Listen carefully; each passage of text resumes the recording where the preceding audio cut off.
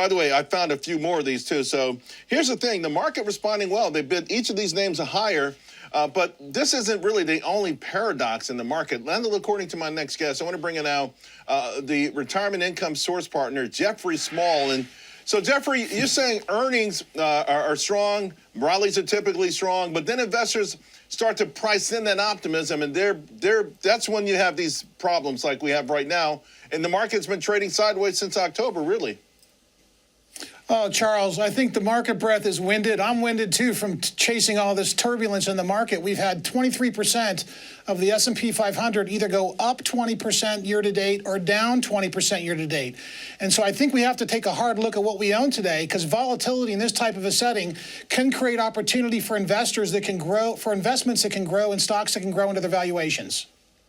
So you noted that software, for instance, was changing hands at one time, a record 51 PE, now down at 35.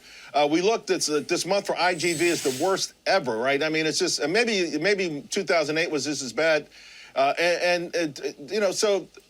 the repricing is happening in a blink of an eye. To your point, there's no news, no fundamental news attached to it. But how do you get the nerve to pull the trigger on these things?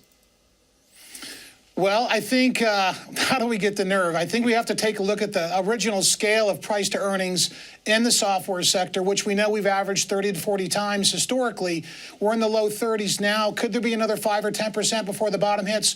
Probably, Charles. But there's another issue. There's winners in software, obviously, because they had an incredible run to 51 times earnings. But then there's also the disruptors. Software firms that integrate AI, like security or analytics platforms, traded at relatively high price to earnings ratios. But now, with what Anthropic has done, it's scared the entire industry. And now there's disruption from AI in the software sector. Look what happened to IBM. They're down 25%. So this morning, Intuit saying they got along with Anthropic. They launched this customized AI agents. Intuit's been a pick for most of my guests during this entire software meltdown. Many people saying that's the one they like. Are you looking for deals like that to sort of offset the hysteria part of this market? Well, I think so. I think you're looking for companies that are going to use AI to scale their entire software skill set. And there's going to be new leaders, but there's going to be obsoleting old paradigms that are going to occur as this technology advances. And so, we have our picks. We think we know which companies those are. But with AI disruption, you never know what's going to happen. All right, let's talk about those picks. So CrowdStrike, I think it was the CEO was out just like pulling his hair out. No one's going to use AI to do what they do. It's just nonsensical. Of course, all these CEOs are saying the same thing. You obviously believe it.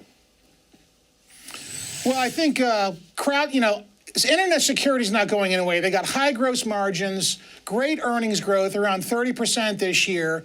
They got AI becomes a bigger focus as time goes on with them. They're well positioned to ride the AI wave. And so I think CrowdStrike, you want to take advantage of the dips here. Before the correction, they were only down 8%, while the entire sector was down greater than 30. And so as of recently, since the Anthropic news, they took a hit yesterday, but they're making a nice recovery this morning and today. Yeah, you like Zscaler, but I want to ask more about Net, because Net is another what I call fan favorite. Full disclosure, I've got subscribers in it. We're down a lot. Yeah, I think Cloudflare is showing great growth. Full year 2025, they were at 30%. Their projection for this year is 44%. Overall, Cloudflare is growing very rapidly, both in revenue and expected earnings. They're at the forefront of cloud security resolution, Charles, offering both growth and resilience in the digital-first world. This is one of those that you want to keep in terms of, who's not going to get disrupted as AI materializes. I got less than a minute to go. Nvidia is reporting after the bell. It's so weird. Nvidia is like the key stock in all of this, and no one's been talking about it lately, which might be good. What are you anticipating? Well, I think we're anticipating an earnings blowout like everybody else is, and the stock is already acting like it is going to be an earnings blowout. But I think Nvidia really is the key master to all of AI, as it seeds every industry that we've got in our country with automated and artificial intelligence and its chip.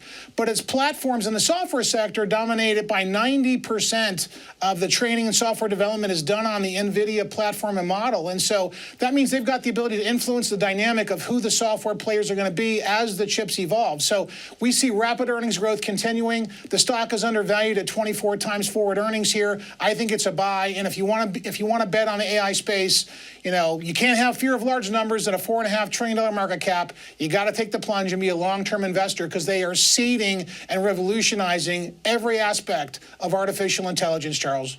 Yeah, even their 6-year-old chips still have pricing power. Jeffrey, thanks a lot. Good stuff. Appreciate it. Thank you, Charles.